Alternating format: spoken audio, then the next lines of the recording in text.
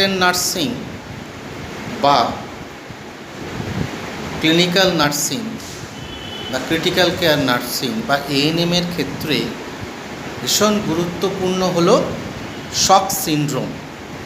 Shock syndrome is a life-threatening conditions and it is mainly the circulatory failure of the human body and may cause death. মৃত্যু পর্যন্ত হতে পারে, সেই জন্য এটাকে একটা লাইফ থ্রেটনিং এমার্জেন্সি হিসাবে দেখা হয় এবং বিভিন্ন কারণে কিন্তু শক হতে পারে, শক সিনড্রোম অ্যারাইজ করতে পারে।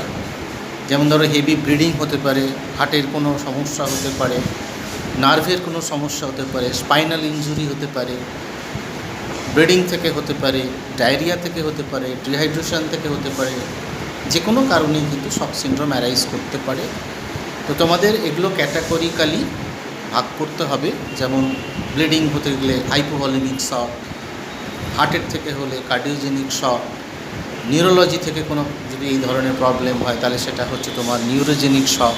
এই ধরনের আলাদা আলাদা ক্যাটাগরি করতে হবে এবং এইভাবে তোমাদের ম্যানেজমেন্ট এবং ডায়াগনোসিস পুরোটা করতে হবে। কেমন?